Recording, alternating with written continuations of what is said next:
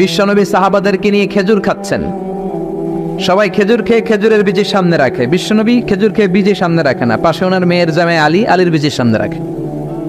খাওয়ার পরে সবার সামনে বিচি সমান, নবীর সামনে কোনো বিচি নাই, আলীর সামনে বিচি বেশি। বিশ্বনবী বললেন, মান মিন্না আকসারু মুতানাওয়ালান আর-রতাবা, চলো তো গুনি কার সামনে কতটা খেজুরের বিচি। খেজুরকে আরবিতে বলে আর-রতাব। খেজুরের যে কত আরবি আছে আপনি কল্পনাই করতে পারবেন না। উট আরব দেশে বেশি, তাই উটের আরবি আছে 400টা। খেজুর হয় বেশি, খেজুরের আরবি আছে 100 খানিক। আমরা শুধু ওটার আরবি জানি কি, জামাল, বাঈর, নাকা, এগুলো 400টা আরবি কাব্যগ্রন্থ পড়লে আপনি 400টা পাবেন মোট ওটের আরবি। তেমনি খেজুরকে আমরা জানি তামার। সৌদি আরব মিশরে তামার বললে চিনবেই না, বলতে হবে বালাহ। আতি কিলো বালাহ, 1 কেজি বালাহ দেন। বালাহ মানে খেজুর, তামার মানে খেজুর, রতাব মানে খেজুর। কোরআনে আছে রতাবান জানিয়া। মারিয়াম যখন সৈয়দনা ঈসা আলাইহিস সালামকে প্রসব করলে, তার করলো কে? এই জন্য যে সমস্ত নারীরা পেটের মধ্যে বাচ্চা আছে, সন্তান সম্ভবা, তারা খেজুর খাবেন। বাচ্চারে সুস্থ রাখবে কে? আবার মক্কায় মদিনাতে নতুন বাচ্চা জন্ম নিলে বিশ্বনবী বাচ্চার কাছে যে খেজুর খেয়ে খেজুর মিশ্রিত বিশ্বনবীর মুখের লালা বাচ্চার মুখে লাগিয়ে দিত। আল্লাহু আকবার। বিশ্বনবী সাহাবাদের বললেন, মান মিন্না আকসারু মুতানাওয়ালান আর-রতাবা, চলো কে বেশি রতাব খেয়েছে মানে খেজুর খেয়েছে গুনি। গুনতে শুরু করা হলো। সবচেয়ে বেশি দেখা গেল সাইয়েদনা আলীর সামনে। বিশ্বনবী বললেন, দেখো আল্লাহ কি খাদক জামাই আমাকে দিয়েছে, এমন খাইতে পারে, সবার সামনে বিচি কম, আলীর সামনে বিচি ডবল। এখন আলী কি বলবে? আলী বলে, আমার শ্বশুরও কম খাইতে পারে না, দেখো সবার সামনে বিচি আছে আর আমার শ্বশুর বিশ্বনবীর সামনে কোনো বিচিই নাই, তার মানে খেজুর খাওয়ার সময় উনি বিচি সহ মেরেন করতেন। এক কালো মহিলা সাহাবী বিশ্বনবীর কাছে এসেছে। বিশ্বনবী বললেন, লা ইয়াদখুলান্নাল জান্নাতা সাফরা ওয়ালা সাউদা, তুমি তো কালো নারী, কোনো কালো নারী তো জান্নাতে যাবে না। মহিলা দিলেন চিৎকার। বিপদের কথা শুনলে মহিলাদের কান্নাকাটি আছে না নাই? আড়াই ওরাতে আছে না নাই? মহিলাদের অন্তর নরম। এজন্য বিশ্বনবী বলেছেন, মহিলারা কবরের সামনে যে জিয়ারত করবে না, কারণ কবরের সামনে গেলে বলবে, আমারে ফালাইয়া গেল গো, কই গেল রে, আমারে লইয়া যাও রে। কান্নাকাটি আছে না নাই? গড়াগড়ি খায়, নিজের জামা নিজে ছিঁড়ে ফেলে, নিজের গালে নিজে থাপ্পড় মারে, এরকম নারী আছে না নাই? এজন্য মহিলারা ঘর থেকে দোয়া করবে, পুরুষেরা কবরস্থানে ঢুকে কবরের সামনে দাঁড়িয়ে দোয়া করবে, ঠিক কি না? বিশ্বনবী বললেন, লা ইয়াদখুলাল জান্নাতা সাফরা ওয়ালা সাউদা, কালো নারী, মেটে রঙের নারী জান্নাতে যাবে না। মহিলা কান্না শুরু করে দিল। মহিলা বলল, নবী আপনি বলেছেন, আল মারআতু ইযা সাল্লাত খামসাহা, কোন নারী যদি নামাজ পড়ে, ওয়া সামাত শাহরাহা, যদি রোজা রাখে, আতাআত বালাহা, স্বামীর আনুগত্য করে, হাফিজাত ফুরুজাহা, লজ্জাস্থানের হেফাজত করে, কোন নারী যদি এই 4টা কাজ করে, তার জন্য 8টা জান্নাতের দরজা খুলে দেয় কে? ও নবী, আমি তো 4টাই করি, কালো হওয়ার কারণে কি আমি জান্নাতে যাব না? এটা কেমন কথা? বিশ্বনবী বললেন, কেঁদো না, তুমি যখন জান্নাতে যাবা এরকম কালো থাকবা নাকি? তুমি তো পূর্ণিমার চাঁদের মতো হয়ে জান্নাতে ঢুকবা। তুমি যখন জান্নাতে ঢুকবে, তোমার ঐশ্বরিয়া রায়ের মতো সুন্দরী করে দিবে কে? তুমি বিশ্ব সুন্দরী হবা, তখন কি তুমি কালো থাকবা? মহিলা আবার খুশি হয়ে গেল, কারণ সুবহানাল্লাহ। তাহলে বিশ্বনবীর বিনোদন, সুস্থ বিনোদন, চিল্লায় বলেন ঠিক কিনা? আবার বিশ্বনবী বলতেন, উতিতু খামসান লাম ইয়াতাহুন্না নাবিয়্যুন ক্বাবলি, এমন 5টা জিনিস রব্বুল আলামিন আমাকে দিয়েছে, আমার আগে কোন নবীকে আল্লাহ এই 5টা জিনিস দেয় নাই। সুবহানাল্লাহ। 1 নম্বরে নুসিরতু বির-রু'বি মাসিরাতা শাহর, ভয় দিয়ে আল্লাহ আমারে সাহায্য করেছে। আমার ডানে বায়ে সামনে পেছনে 1 মাসের রাস্তার মধ্যে যদি কোনো কাফেরের আন্ডা বাচ্চা থাকে, আমার ভয়ে তাদের অন্তরে ধুকধুকানি বাড়ায় দেয় কে? নবী যেখানে অবস্থান করতেন, তার ডানে বায়ে সামনে পেছনে 1 মাসের এরিয়ার মধ্যে যদি কোনো কাফির থাকতো, মুশরিক থাকতো, বিষ্ণবীর ভয়ে ঘুমের মধ্যে লাফ দিয়ে উঠত। আল্লাহু আকবার। 2 নম্বরে বিশ্বনবী বললেন, জুইলাত লিয়াল আরদু কুল্লুহা মাসজিদান ওয়া তাহুরা, আমার জন্য আল্লাহ গোটা বিশ্বটাকে মসজিদ বানিয়ে দিয়েছে। গোটা বিশ্বটা মসজিদ। মসজিদ মানে মাকানুস সুজুদ, সিজদার জায়গা, যেখানে এই সিজদা দেন কবুল করবে কে? নূহ আলাইহিস সালামের জামানায় যেই কোনো জায়গায় নামাজ পড়লে কবুল হতো না, মসজিদে যেয়ে পড়া লাগতো। মুসা নবীর উম্মত মসজিদ ছাড়া নামাজ পড়লে কবুল হতো না, সিনাগগে যেয়ে পড়া লাগতো। ঈসা নবীর জামানায় ইবাদতখানায় যে পড়া লাগতো, কিন্তু আমরা যেইখানেই নামাজ পড়ি কবুল করে কে? আজকের এই প্যান্ডেলে যদি নামাজ পড়ি কবুল হবে কি হবে না? বাইতুল মুকাররমে হবে কি হবে না?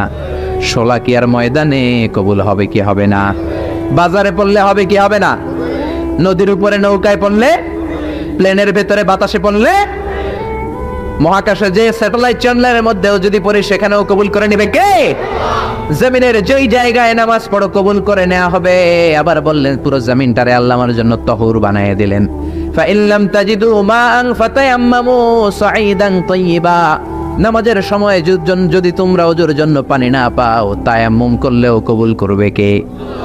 এই সব জায়গায় নামাজের অনুমতি আর তায়াম্মুম, এটা কোন নবীর ছিল না, এটা স্পেশালি আল্লাহ বিশ্ব নবীকে দিয়েছেন। সুবহানাল্লাহ। মা আয়েশাকে নিয়ে বিশ্বনবী বানুল মুস্তালিকের যুদ্ধ থেকে রওনা হলেন। প্রতিমধ্যে মা আয়েশার গলার স্বর্ণের হার চুরি হয়েছে কিংবা হারিয়ে গিয়েছে। মা আয়েশা কান্নাকাটি করলেন, আমার হার, আমার হার। মেয়েদের স্বর্ণ হারাইলে খবর আছে না নাই? গোটা দুনিয়া ভাঙ্গা গেল কিছু বলবে না, যদি স্বর্ণ একটা হারায় বাড়ি তামা তামা করে ফেলবে, ঠিক কিনা? কয় ঠিক, মানে অভিজ্ঞতা আছে অনেক। নারীরা স্বর্ণ পছন্দ করে, তো মা আয়েশা তো নারী, উনি বললেন নবী আমার স্বর্ণ হারিয়েছে। বিশ্বনবী বললেন কাফেলা থামাও, গলার হার খোঁজো। সবাই মিলে গলার হার খুঁজতে খুঁজতে মাগরিবের নামাজের সময় প্রায় শেষ হয়ে যায়। এবার সবাই মিলে আবু বকর রে বকে, তোমার মাইয়ার কারণে আজকে এই দশা। তোমার মেয়ে যদি গলার হারটা না হারাইতো তাহলে তো আমরা যেখানে পানি আছে ওইখানে পৌঁছে যেতাম, ওখানে নেমে অজু করে নামাজ পড়তাম। তোমার মেয়ের কারণে আজকে এই দশা, এখন সবার নামাজ কাজা, নবীর নামাজও কাজা। আল্লাহ বললেন খবরদার, এই মেয়েটারে গালি দিবি না, এই মেয়েকে গালি দেয়া যাবে না আয়েশার সম্মানে। আজকে আমি তায়াম্মুমের বিধান নাজিল করে দিলাম। ফাইল্লাম তাজিদু মাআন ফাতায়াম্মামু সাঈদান তাইয়্যিবা, কোথাও যদি ওজুর জন্য পানি না পাও মাটি দিয়ে তায়াম্মুম করো, কবুল করে নিবে কে? মা আয়েশা বলতেন আমাকে আল্লাহ এমন 5টা জিনিস দিয়েছেন বিশ্বনবীর কোনো বউকে আল্লাহ দেন নাই। 1 নম্বরে আমি বিশ্বনবীর একমাত্র কুমারী বউ, বাকি বউগুলা ছিল বিধবা, এর আগে কয়েকটা করে বিয়ে হয়েছে, শুধু আমারই বিয়ে হয় নাই। সুবহানাল্লাহ।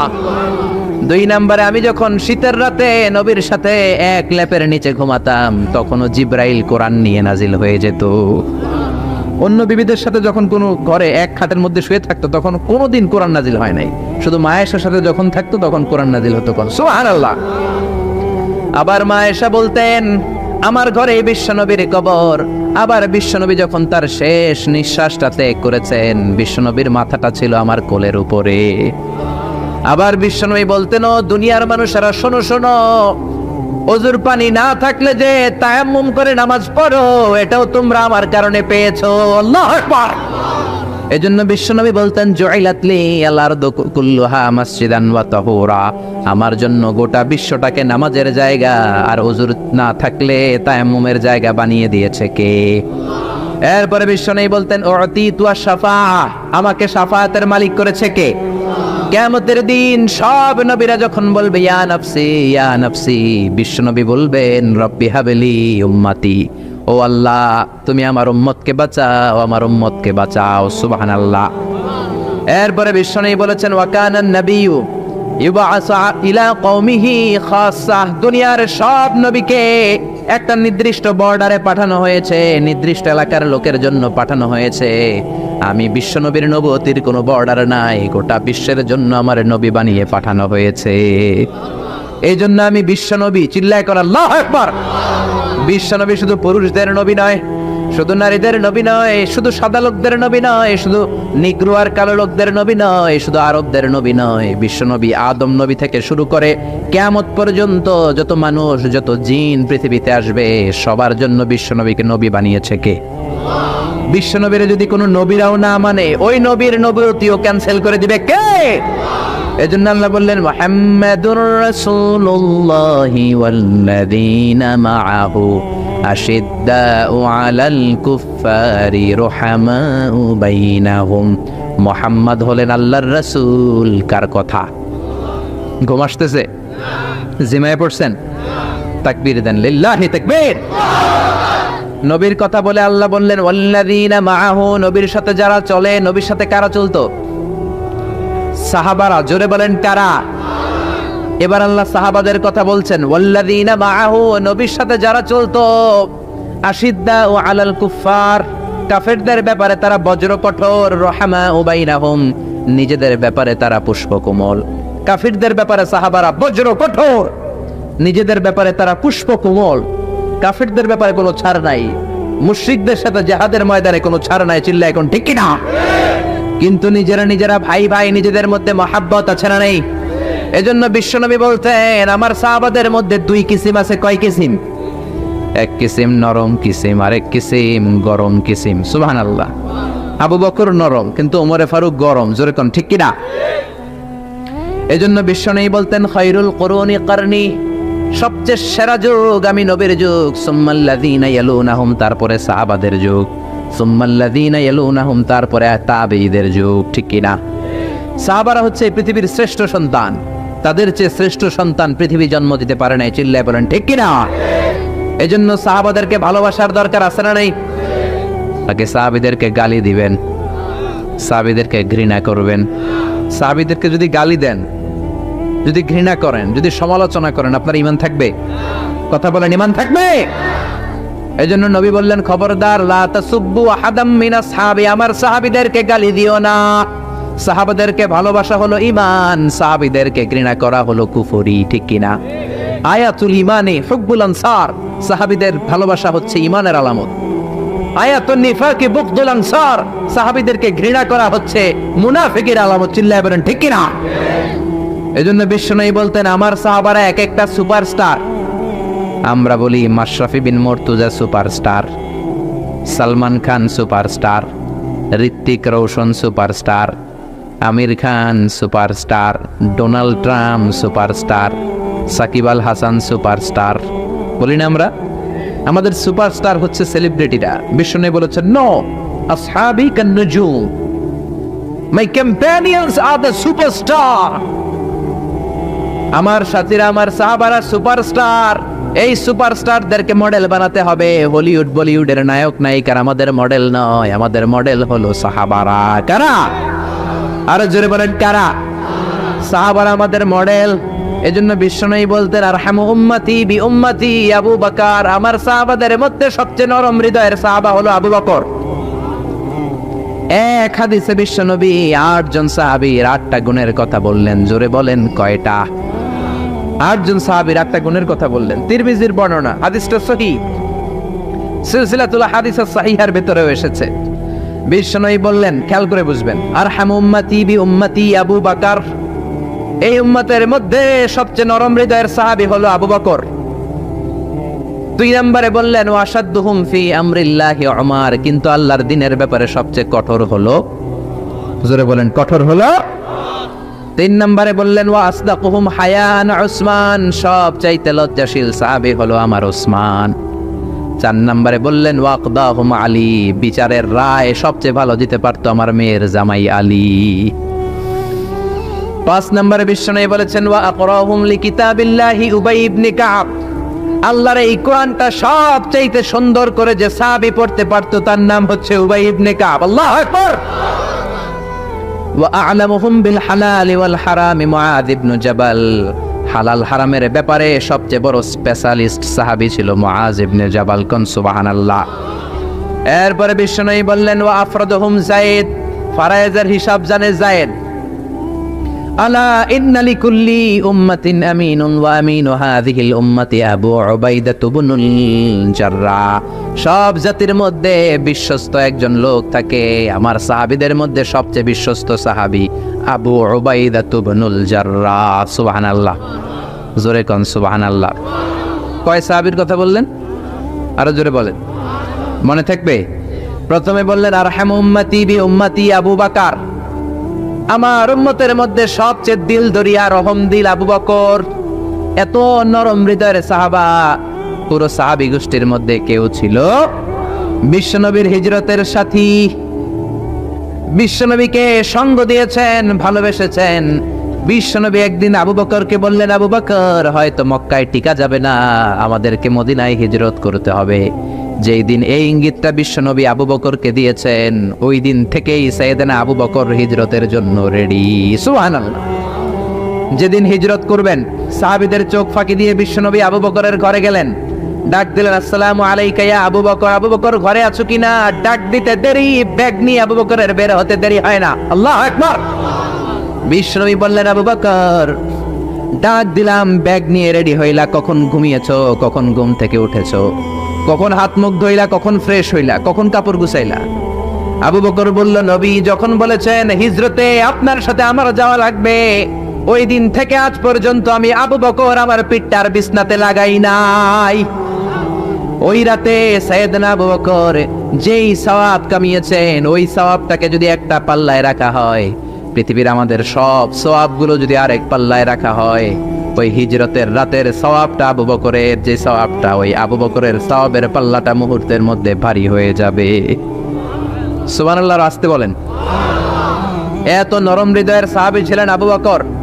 নামাজে দাঁড়ালে শুধু কাঁদতেন, এই জন্য অনেক সাহাবী ওনারে পছন্দ করতো না।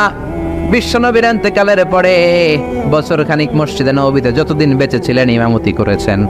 আল্লাহু আকবার বলে যখন আলহামদুলিল্লাহি রাব্বিল আলামিন, তখনই কান্নায় ভেঙে পড়তেন। তেলাওয়াত শুরু করলেই কাঁদতেন। হেরেম শরীফে যারা নামাজ পড়েছেন, শেখ আব্দুর রহমান আস-সুদাইস আযাবের আয়াতগুলো পড়ে যখন টান দেয়, মুসল্লিগুলো সহ্য করতে পারে না। উনি নিজেও তেলাওয়াত থামিয়ে কাঁদে, মুসল্লিরাও কাঁদে। হেরেমের চারদিকে কান্নার রোল পড়ে যায়, চিৎকারের রোল পড়ে যায়, শুধু কান্নার কান্না, শুধু কান্না। সাইয়েদনা আবু বকর যখন নামাজে দাঁড়াতেন শুধু কাঁদতেন। বুখারীর বর্ণনা, রজুলুন আসিফ, নরম হৃদয়ের লোক ছিলেন। আই রাকিকুল কলবি ওয়া সারিউল বুকা, এত অন্তর নরম, নামাজে দাঁড়ালেই কাঁদতেন। দিন দুনিয়ার কোনো হুঁশ তার থাকতো না। কিন্তু আমরা নামাজে দাঁড়ালে দিন দুনিয়ার খেলার হিসাব আছে না নাই, বাজারের খবর আছে না নাই, জি বাংলা আছে না নাই, সারা দিনে যেটা মনে পড়ে না নামাজে দাঁড়ালেই ওটা মনে পড়ে, ঠিক কি না? আমরা নামাজে দাঁড়িয়ে এইভাবে শেয়ার বাজার বাড়লো না কমলো, সাকিব আল হাসান আউট হয়েছে না ছক্কা মারছে, কে জিতলো, কুমিল্লা জিতলো নাকি কি ভিক্টোরিয়ান্স, রয়টার্স মার্টার্স কি যেন আছে, আমি তো বুঝি না অনেকগুলা, কে জিতলো কে হারলো, হিন্দি সিরিয়াল শুরু হলো নাকি আমার দল জিতলো না হারলো, এরকম টেনশন আছে না নাই? আর সাইয়েদনা আবু বকর যখন নামাজে দাঁড়াতেন, দাঁড় দাঁড় করে চোখের পানি দিয়ে দাড়ি ভিজে যেত, চোখের পানিতে দাড়ি ভিজে যেত। সাহাবারা বললেন, ও নবী আমাদের নামাজে মন থাকে না। বিশ্বনবী বললেন, সল্লু সলাতা মুআদ্দিআ, বিদায় নামাজ পড়ো, মনে করবা আজকের নামাজটাই আমার জীবনের শেষ নামাজ, তাইলে তোমার মন আর কোনো দিকে ছুটবে। আজকে এখন বাজে 11টা, যদি বলা হয় রাত 2টার দিকে আপনার মরণ, খুশ থাকবে? সবাই মাহফিল থেকে দিবেন দৌড়, আমার মরণ 2টার দিকে। আহা, 2টার দিকে মরণ, জীবনের কোনো গ্যারান্টি নাই। যদি আপনার বলেই দেয়া হয় 2টার দিকে আপনার মরণ, এখন তুমি 2 রাকাত নামাজ পড়ো, এটাই শেষ নামাজ, ওই দিনের নামাজটা আপনি কত সুন্দর করে পড়বেন। আহা, ওই দিন আপনি কত সুন্দর করে ওযু বানাবেন, ওই দিন আতর মাইখা একেবারে আতর আলী হয়ে যাবেন, ওই দিন পাঞ্জাবি পড়বেন, ওই দিন যায় নামাজে দাঁড়াবেন, ওই দিন আপনার নামাজে কোনো তাড়াহুড়ো নাই, ঠিক কিনা? ওই দিনের রুকুটা আপনার জীবনের সবচাইতে শ্রেষ্ঠ রুকু হবে, ওই দিনের সেজদাটা আপনার জীবনের শ্রেষ্ঠতম সেজদা হবে। ওই দিনে সেজদায় যে চোখের পানি দিয়ে আপনি যায় নামাজ ভিজায় দিবেন, এর কারণ আপনি নিশ্চিত, you are certain that you are going to die. আপনি রাত 3টার দিকে মারা যাচ্ছেন, জানার কারণে আপনার নামাজে এত ভক্তি। আমরা যে মাহফিল শেষে বাড়িতে যেতে পারবো কোনো গ্যারান্টি আছে নাকি? আরো আধা ঘন্টা বাঁচবো, গ্যারান্টি আছে? শ্বাস যেটা ভেতরে নিলাম বের করতে পারবো, গ্যারান্টি আছে? তো তাইলে নামাজে যখন দাঁড়াই এটা ভাবতে সমস্যা কি যে এটাই আমার শেষ নামাজ? কারণ আমার তো কোনো গ্যারান্টি লেটার নাই। চিল্লায় বলেন ঠিক কি না? পারফর্ম দ্য সালাহ as if it's your last and final prayer. এমন ভাবে নামাজে দাঁড়াবেন যেন এটাই আপনার লাস্ট এন্ড ফাইনাল প্রেয়ার, এটাই আপনার শেষ নামাজ। এরপরে আর নামাজের সুযোগ হয়তো আমি নাও পেতে পারি, জোরে কোন ঠিক কি না? এই কথা যখন সাহাবারা শুনলেন, আর নামাজে নড়েও না চড়েও না। মরুভূমির মাঝখানে যখন সাহাবারা দাঁড়াতেন, আকাশের পাখিগুলো খেজুর গাছ মনে করে সাহাবাদের মাথায় এসে বসে যেত। সুবহানাল্লাহ, বাড়িতে যে পাখিগুলো মনে করতো এগুলো মরুভূমির মাঝখানের খেজুর গাছ, মাথায় এসে বসে যেত। আর আমরা নামাজের মধ্যে দাঁড়ালে আমাদের কোনো খেয়াল থাকে না, আমাদের এদিকে সামনে ডানে বায়ে নজর যায়, ঘড়ির দিকে তাকায়, অনেকে আছে না নেই? নামাজের পর আবার এমনি তাকায়, হাদিসে এসেছে আপনার নজর যখন একবার নামাজ ছাড়া অন্যদিকে দেন, আল্লাহ বলে আকবিল, বান্দা ফিরে আয়। আবার যখন ডানে নজর দেন, আল্লাহ বলে ফিরে আয়। আবার যখন ইমাম সাহেবের দিকে এমনি তাকান, আল্লাহ কয় ফিরে আয়। 3 বার নজর দেওয়ার পরে আবার যখন ডানে বায়ে নজর দেন, আল্লাহ বলে লা হাজাতা লি ইলা সলাতিক, তোর এই নামাজের কোনো দরকার আমি আল্লাহর নাই, এই নামাজের কোনো দরকার নাই। এজন্য সালাত পড়তে হবে আর অন্তরে ভয় থাকতে হবে কার? قد أفلح المؤمنون الذين هم في صلاتهم خاشعون। আবু বকর তাই করতেন, কানা রজুল আসিফ, নামাজে দাঁড়ালে দর করে কেঁদে কেঁদে দাড়িগুলো ভিজায় দিতেন। আল্লাহু আকবার। এজন্য বিশ্বনবী বলতেন আরহামু উম্মতি বি উম্মতি আবু বকর, আমার উম্মতের মধ্যে সবচেয়ে নরম হৃদয়ের হলো আবু বকর। 2 নম্বরে বিশ্বনবী বললেন ওয়াশাদ্দুহুম ফি আমরিল্লাহি উমর, আর আল্লাহর দ্বীনের ব্যাপারে সবচেয়ে কঠোর সাহাবী হলো ওমর। সবচেয়ে কঠোর কে? এজন্য বিশ্বনবী বলতেন আমার পরে নবী নাই, আমার পরে কোনো রাসূল নাই, তবে কেউ যদি নবী হতো আমার ওমর নবী হতো। লা নবিয়্যা বা'দি ওয়ালা রাসূলা, আমার পরে কোনো রাসূল নাই, কোনো নবী নাই, তবে লাউ কানা বা'দি নাবিয়্যুন লাকানা ওমর, যদি নবী হওয়ার যোগ্যতা কারো থেকে থাকে আমার ওমরের আছে। প্রভু তুমি বলেছ রাসূল দেবে না, বলনি দেবে না ওমর, বলনি দেবে না হামজা তারিক, খালিদ বিজয়ী সমর। প্রভু তুমি বলেছ রাসূল দেবে না। আল্লাহু আকবার। এই ওমরের মতো যদি লাঠির বাড়ি দেওয়া যেত, উনি নামাজেও লাঠি নিয়ে দাঁড়াতেন। আমাদের ইমাম সাহেবরা কেবলামুখী, আর পিছন থেকে একামত দেয় আল্লাহু আকবার আল্লাহু আকবার, আশহাদু আল্লা ইলাহা ইল্লাল্লাহ, আশহাদু আন্না মুহাম্মাদার রাসূলুল্লাহ, হাইয়া আলাস সালাতি হাইয়া আলাল ফালাহ, قد قامت الصلاة قد قامت الصلاة, আল্লাহু আকবার আল্লাহু আকবার, লা ইলাহা ইল্লাল্লাহ, আল্লাহু আকবার। সৌদি স্টাইলে একটু একামত শোনায় দিলাম। আমরা তো 2 বাক্যে বলি, আর 1 বাক্যেই বলে। ইমাম সাহেব কেবলামুখী হয়ে দাঁড়ায় আর মুয়াজ্জিন একামত দেয়। ওমরের সুন্নাত, বিশ্বনবীর সুন্নাত এটা ছিল না। ওমরে ফারুক মুসল্লিদের দিকে হয়ে দাঁড়াতেন। ওমরে ফারুকের হাতে থাকতো একটা লাঠি, যার কাতার বাঁকা, লাঠির দিয়ে পায়ের উপরে বাড়ি আছে না নাই? এইরকম বাড়ি মেরে মেরে যদি সোজা করা যেত, কাতারে গ্যাপ থাকতো না। বিশ্বনবী বলতেন ওয়াসাদুল খালাল, হাযু বাইনাল মানাকিবি ওয়াল আকদাম, এইটার সাথে ওইটা মিলাও। এই সাহাবী তার কাঁধের সাথে এই সাহাবীর কাঁধ মেলাতো, এই সাহাবীর কাঁধের সাথে এই সাহাবীর কাঁধ মেলাতো, এই সাহাবীর ডান পায়ের সাথে ওই সাহাবীর বাম পা, এই সাহাবীর বাম পায়ের সাথে ওই সাহাবীর ডান পা। বুনিয়ানুম মারসুস, সীসা ঢালা প্রাচীরের মতো। নবীরে কেউ অ্যাটাক করতে আসলেও যেন আধা ঘন্টা লাগে এই প্রাচীর ভাঙ্গা আসতে। জোরে কোন ঠিক কি না? এই জন্য সাহাবীদের জামা সবার আগে এদিক দিয়ে ছিঁড়তো, ধাক্কাধাক্কির কারণে নামাজে টাইট হয়ে তারা দাঁড়াতো। সাইয়েদনা ওমর ফারুক লাঠি দিয়ে কাতার সোজা করে দিতেন। কারো যদি কাতার বাঁকা হতো লাঠি দিয়ে মারতেন, এই সোজা করো। এই জন্য লাঠিরও দরকার আছে না নাই? আবু বকরের মতো নরম হৃদয়ের সাহাবা যেমনি দরকার, ওমরের মতো গরম 2-1টারও দরকার আছে না নাই? আমরা সারা জীবন ওয়াজ করলে আপনারা নামাজি হবেন না, এটা জানি। যাদের নসিব ভালো 2-4 জন হবেন, বেশিরভাগই বেনামাজি। আমি সারা জীবন যদি মাদক নিয়ে ওয়াজ করি, গাঞ্জা খাওয়া বন্ধ হবে? কিন্তু প্রধানমন্ত্রী যদি বলে কালকে থেকে কেউ যদি ইয়াবা টানে, জাগার মধ্যে ওর পিঠের মধ্যে 100 বেত, 10,000 টাকা জরিমানা, 10 বছরের জেল। ইয়াবা বাবা পাওয়া যাবে? আর গাঞ্জা বাবা থাকবে? বাংলাদেশ থেকে গাঞ্জা নাই। প্রধানমন্ত্রী যদি বলে নামাজ না পড়লে 10,000 টাকা জরিমানা, 1 ওয়াক্ত সারবি 10,000 টাকা দিবি, বাংলাদেশের সব মানুষ মুসল্লি হয়ে যাবে। এজন্য বিশ্বনবী বলতেন ইন্নাল্লাহা লা ইয়াযাউ বিল কোরআন, আল্লাহ কোরআন দিয়ে যেটা সমাজে করান না, ইয়াযাউ বিস সুলতান, এটা ক্ষমতা দিয়ে করান। ঠিক কি না? প্রধানমন্ত্রী ক্ষমতার মসনদ থেকে মাইরের ঘোষণা দিবে, আর আমরা ওয়াজ করে যাম। ওয়াজ আর মাইরের সমন্বয়ে ইসলাম কায়েম করবে কে? শুধু ওয়াজ দিয়ে ইসলাম কায়েম হবে? ওমরে ফারুক তাই করতেন, লাঠি দিতেন, লাঠি দিয়ে সোজা করে দিতেন। এজন্য শয়তান ওনারে ভয় পেত। বিশ্বনবী বলেন ওয়াল্লাযী নাফসি বিয়াদিহি, যে আল্লাহর হাতে আমার আত্মা, ওমর ওই আল্লাহর কসম করে বলি, মা সালাকা আশ-শাইতানু সালিকান ফাজ্জান ইল্লা সালাকা ফাজ্জান গায়রা ফাজ্জি, তোমার যদি ইবলিস কোন রাস্তা দিয়ে আসতে দেখে, ইবলিসের বাপের কিনা, ইবলিস ওই রাস্তা ধুইয়া আরেক রাস্তা দিয়ে হাঁটে। ওমর, তোমার যদি শয়তান দেখে তুমি এই দিক দিয়ে আসো, শয়তান জীবনও এই রাস্তা দিয়ে চলবে না, আরেক রাস্তা দিয়ে শয়তান দেয় দৌড়। ও মিয়া, যেই লোকরে শয়তান ডরায় ওই লোকের ইমানটা কেমন ছিল জোরে বলেন আল্লাহু আকবার। মুনাফিকের বাচ্চারা ভয় পেত ওমরে ফারুককে, জমের ভয়। এমনকি বিশ্বনবীর বিবিরাও ভয় পেত। বিশ্বনবীর বিবিরা মাঝে মাঝে নবীরে ধরতো, ও নবী আমার এইটা লাগবে ওইটা লাগবে। বিশ্বনবী বললেন লাগবে লাগবে, বললে তালাক দিয়ে দিব, যাও তালাক দিয়ে দেব। ধনী সাহাবীর কাছে যে বিয়ে বসো, আমি নবীর কাছে থাকলে এইভাবেই থাকতে হবে। কিন্তু বিবিরাও ছাড়ার পাত্র না। সব বিবিরা একবার বিশ্বনবীরে ধরলেন, ধরে বলে, ও নবী, আয়েশার বাড়িতে যেদিন থাকেন ওই দিন সাহাবীরা বেশি বেশি হাদিয়া পাঠায় কেন? আমাদের ঘরে যে দিন থাকেন হাদিয়া পাঠায় না কেন? আচ্ছা, ইমাম সাহেবের বাড়িতে কে হাদিয়া পাঠাবে, কি গিফট দিবে তার, এটা কি উনার বিষয়? যিনি দিবে এটা উনার বিষয়, ঠিক কি না?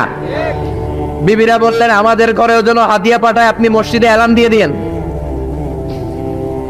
বিশ্বনবী কয়, আমি পারুম না। বিবিরা কয়, পারতেই হবে। বিশ্বনবী বললেন, না না, আমি এই কথা মসজিদে বলতে পারবো না। বিবিরা বললেন, আপনি বলতেই হবে। ইন দা মিন টাইম দরজার বাইরে থেকে কে যেন সালাম দিল, আসসালামু আলাইকুম ওয়া রাহমাতুল্লাহ। বিশ্বনবী বললেন, ওয়া আলাইকুম আসসালাম। বিশ্বনবী বুঝলেন সালামটার কারণ না, এটা ওমরের সালাম।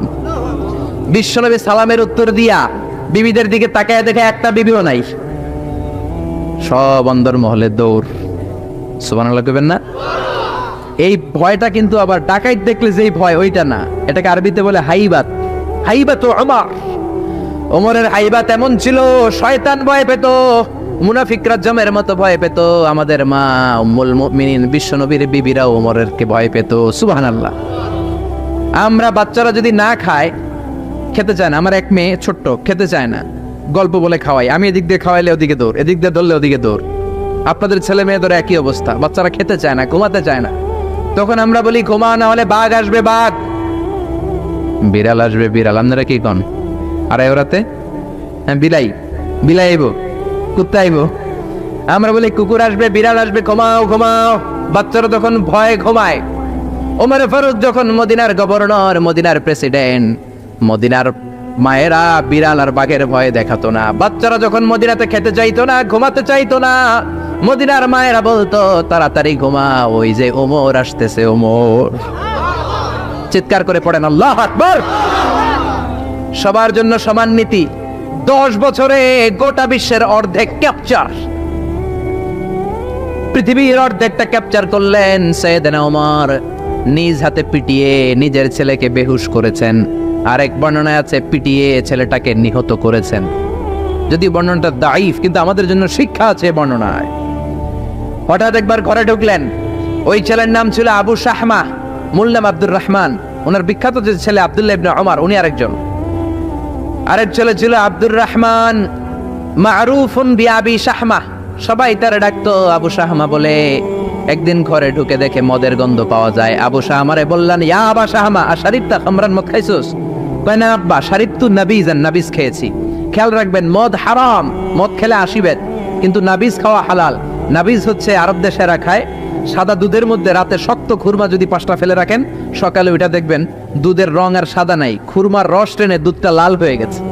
এটা খেলে স্বাস্থ্যের জন্য আরব দেশে খুব ভালো, কিন্তু এটা রাতে ভিজাইলে সকালেই খাইতে হবে। এটা যদি 3 দিন রেখে দেন, 4 দিন রেখে দেন, এটা তারির মতো মদ হয়ে যাবে, মাতলামি হবে, খাওয়া যাবে না।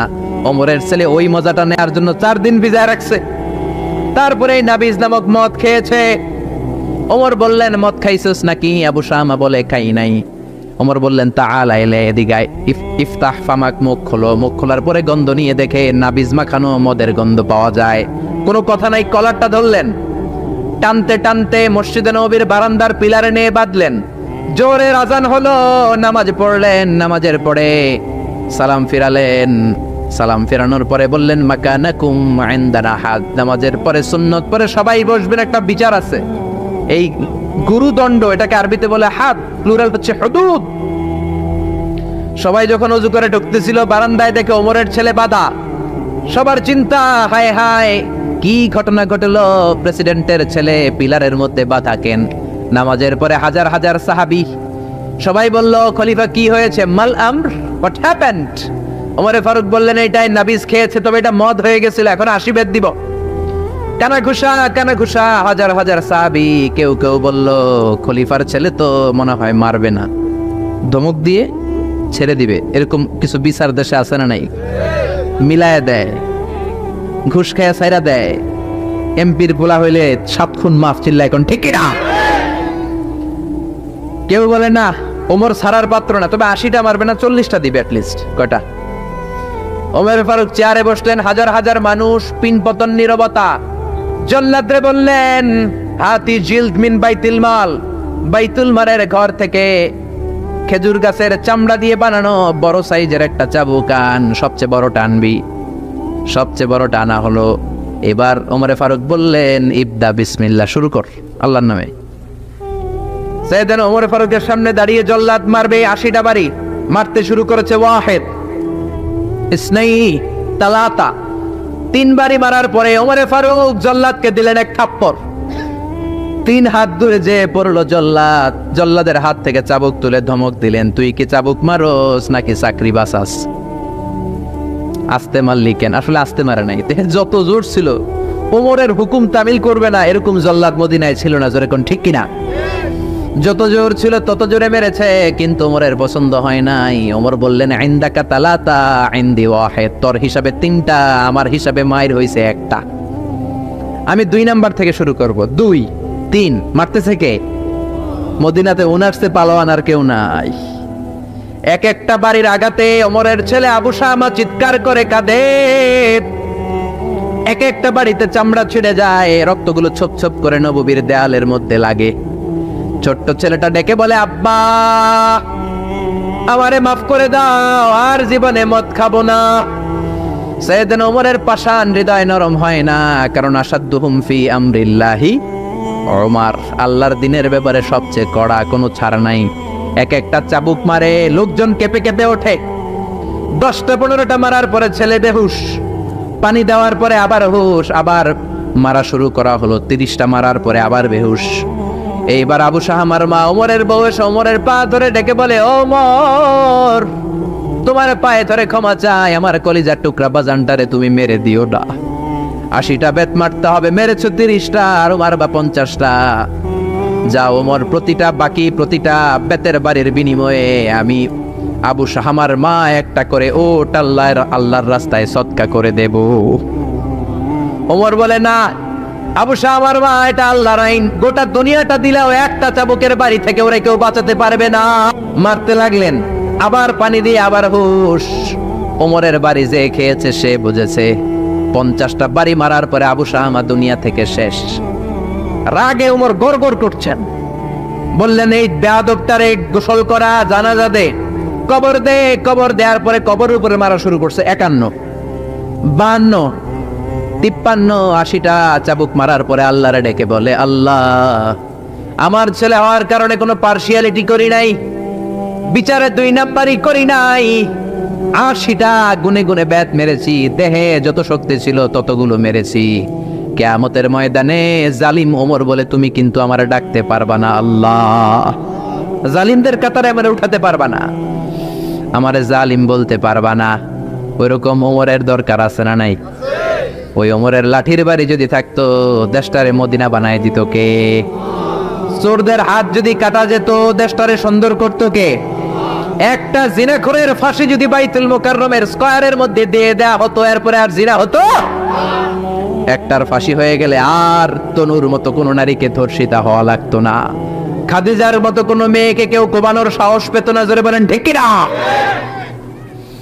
একটা চোরের হাত জুমার নামাজের পরে বাইতুল মুকাররমের স্কয়ারের সামনে যদি কেটে দেয়া হয়, আর কোনো চোর পাওয়া যাবে নাকি? জোরে বলেন।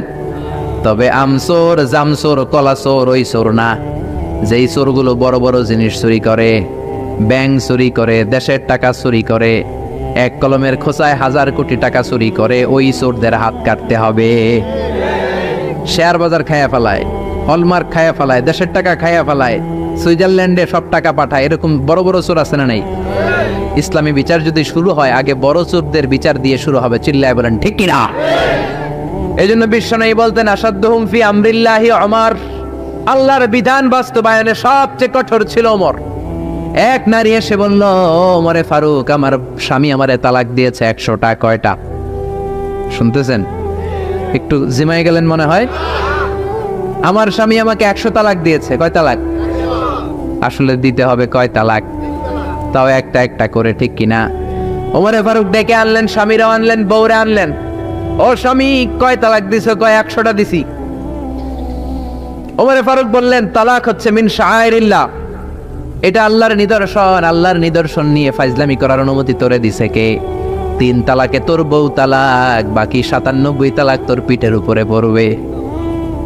সুবহানাল্লাহ। বাড়িতে যে বউরে 100 তালাক দিছে এক ডাকায়। ওমর ফারুক বললেন, 3 তালাকে তোর বউ তালাক, বাকি 97 তালাক তোর পিঠে। এজন্য লাঠির দরকার আছে না নাই? পৃথিবীর কেউ রুহু বানাতে পারে? বিজ্ঞানীরা প্লেন বানাতে পারে, কম্পিউটার বানাতে পারে, হেলিকপ্টার বানাতে পারে, কিন্তু গোটা বিশ্বের সব সায়েন্টিস্টরা একসাথে বসে কি একটা অণু বানাতে পারবে? يسألونك عن الروح قل الروح من أمر ربي وما أوتيتم من العلم إلا قليلا। ও নবী, ওরা আপনাকে রূহের ব্যাপারে জিজ্ঞেস করে, আপনি বলে দেন রূহটা কার অর্ডার? আল্লাহর অর্ডারে রূহটা মানুষের দেহের ভেতরে ঢুকে যায়, আল্লাহর অর্ডারে বের হয়ে যায়। সুবহানাল্লাহ। আমরা যখন মায়ের পেটের ভেতরে ছোট্ট ছিলাম, আমাদের বয়স যখন 120 দিন, তখন হাতের দেনে রূহ দিছে কে? কয়দিন বয়সে রূহ পাইছিলাম বলেন তো?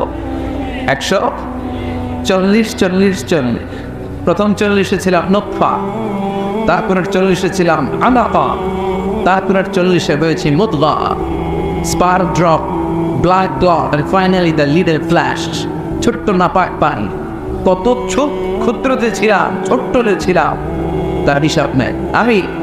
আপনি একটা শুক্র ছিলাম, আমরা ছিলাম একটা শুক্রাণু।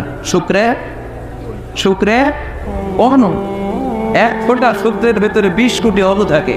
একটা অণু ছিলাম আমি, একটা অণু ছিলেন আপনি। আমরা একটা ডিম্ব ছিলাম, আমরা ছিলাম ডিম্বের অণু। সুবহানাল্লাহ। সেখান থেকে আল্লাহ মিলিয়ে আমাদেরকে বানালেন নতফাতুন আমশাজ, যেটাকে বলে জাইগোট। তারপরে বলা ইমব্রয়ো, ব্যাঙ্গাচি, ব্যাঙের বাচ্চার মতো, জোকের মতো মায়ের জরায়ুর দেয়ালে লেগেছিলাম।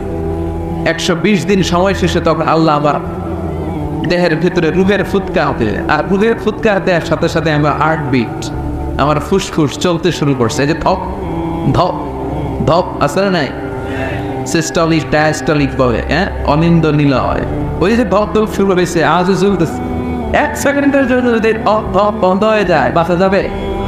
আরে মানুষ রঙিন ফানুষ, দম ফোরাইলে তবু তো ভাই কারোরই না একটুখানি।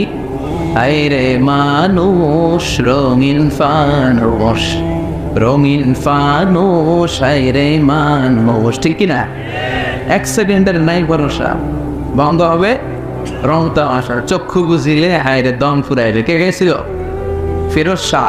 এই গানটা ফিরোজ শাহ স্টেজে গাইতে গাইতে মারা গেছিল, জানেন?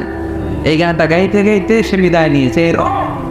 জীবন আর মরণের মাঝখানে আছে রোগ। মানুষ সব বানাতে পারে, কিন্তু রঘু বানাতে পারে। আপনার সামনে একবার দাদা মারা গেছে, সবাই দেখলে কথা বলতেছে, হঠাৎ নাই রঘুটা কোন দিকে যে উড়াল দিল দেখা যায়? রঘুর কার কি কেউ জানি? এই রুহু আবিষ্কারের জন্য গোটা বিশ্বব্যাপী কত যে আবিষ্কার, মৃত ব্যক্তিদের নিয়ে, মুমূর্ষুদের নিয়ে গবেষণা।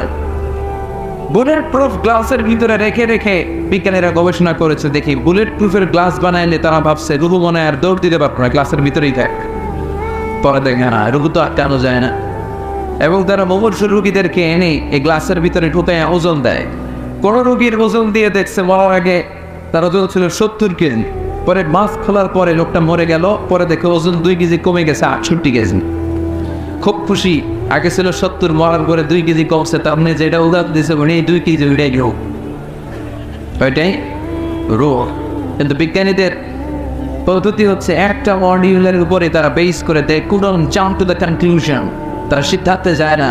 আরো নমুনা লাগবে, আরো কিছু লাশ মুমূর্ষু রোগী নিয়ে আনা হলো আইসিইউ থেকে, যাদের অক্সিজেন মাস্ক পরানো, এটা খুললেই মরে যাবে। তাদেরকে বুলেট প্রুফ গ্লাসের ভিতরে ঢুকিয়ে তাদের নিয়ে রিসার্চ শুরু করুন। কিন্তু দেখা যাচ্ছে এর পরের যে নমুনা আনা হয়েছে মুমূর্ষু রোগী, তার ওজন ছিল 60 কেজি, মরার পরে ওর ওজন হয়ে গেছে 63 কেজি। কথা বলে আগে তো না হয় কম ছিল, ওটা রুকু দিয়ে মিলাবে, এটা 3 কেজি বাড়ছে, এটা মিলাবে কি দিয়া? কথা বলে। এজন্য রব্বুল আলামিন বলে মরে গেলে এক একজনের এক এক অবস্থায়, কারো ওজন সমান থাকে, কারো কিছু বেড়ে যায়, কারো কমে যায়।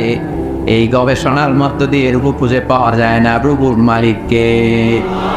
يسألونك عن الروح قل الروح من أمر ربي وما أوتيتم من العلم إلا قليلا. سبحان الله.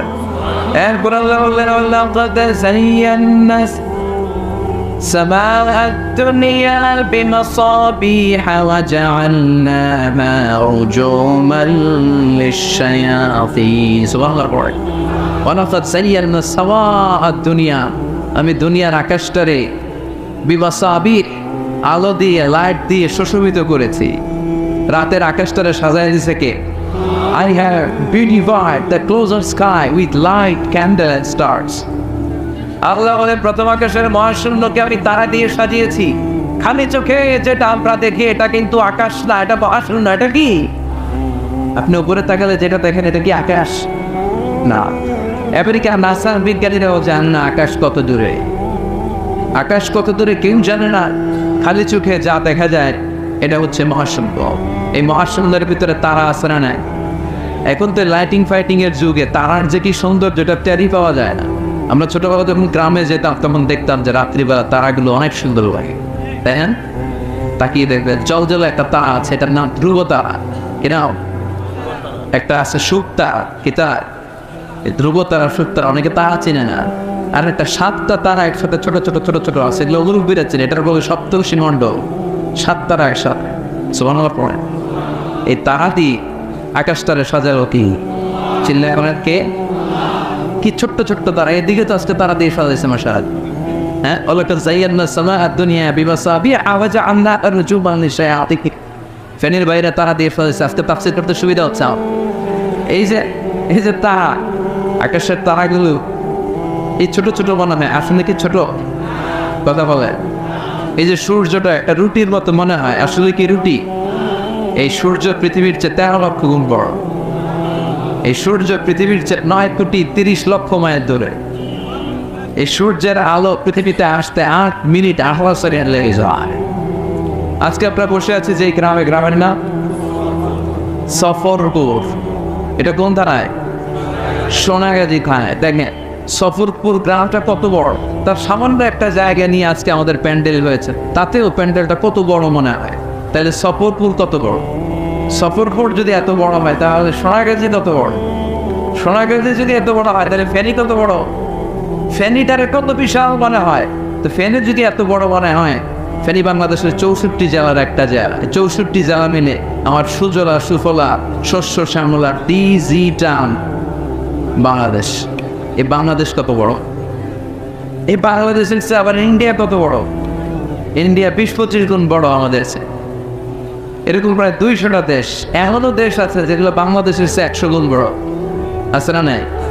অ্যাটলাস ম্যাপ নিয়ে যাদের ধারণা আছে তারাও জানবে যে বাংলাদেশ শব্দটা লেখার জায়গাও আমরা ম্যাপের ভিতরে পাই না।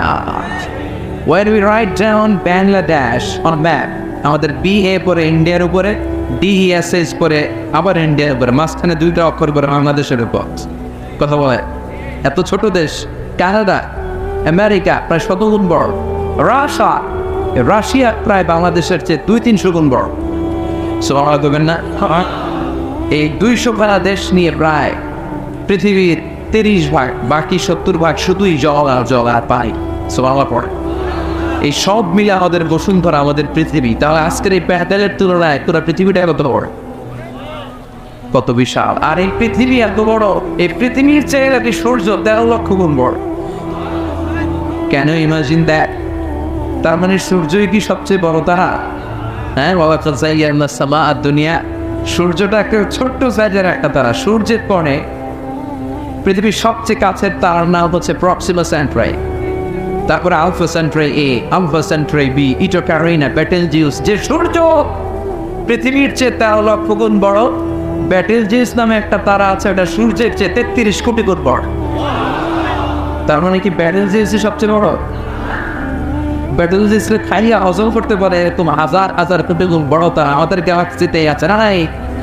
অন্য গ্যালাক্সি থুয়া দেয়, আমাদের গ্যালাক্সি এরকম lakh lakh crore crore billion billion trillion zillion billion octillion তারা নিয়ে আমাদের গ্যালাক্সি গঠিত। এই গ্যালাক্সির নাম হচ্ছে মিল্কি ওয়ে। আমাদের গ্যালাক্সির নাম মিল্কি ওয়ে। আমাদের গ্যালাক্সির পরে আমাদের সবচেয়ে কাছাকাছি প্রতিবেশী গ্যালাক্সির নাম অ্যান্ড্রোমেডা। আমাদের গ্যালাক্সি থেকে কেউ যদি অ্যান্ড্রোমেডায় যেতে চায়, এই গ্যালাক্সি থেকে ওই গ্যালাক্সি, এরকম কত হাজার কোটি গ্যালাক্সি যে আছে তার কোনো হিসাব নাই। আমাদের গ্যালাক্সি থেকে কেউ যদি অ্যান্ড্রোমেডাতে যেতে চায় তার 2.5 মিলিয়ন লাইট ইয়ার্স লেগে যাবে, মানে 2.5 আলোকবর্ষ লেগে যাবে। 2.5 মিলিয়ন আলোকবর্ষ সুবহানাল্লাহ পড়ে। আলোকবর্ষ বুঝতে অনেকের সমস্যা। এই পৃথিবীতে সবচেয়ে দ্রুতগামী যে বিষয়টা আবিষ্কৃত হয়েছে সেটা হচ্ছে লাইট, আলো। সবচেয়ে দ্রুত ছুটে আলো। কত দ্রুত? এই আলো সেকেন্ডে 1,86,000 মাইল বেগে ছুটতে পারে। কত মাইল বেগে? 1,86,000 মাইল বেগে। ঘন্টায় না, মিনিটে না, সেকেন্ডে কত দূর যায়? 1,86,000 মাইল বেগে।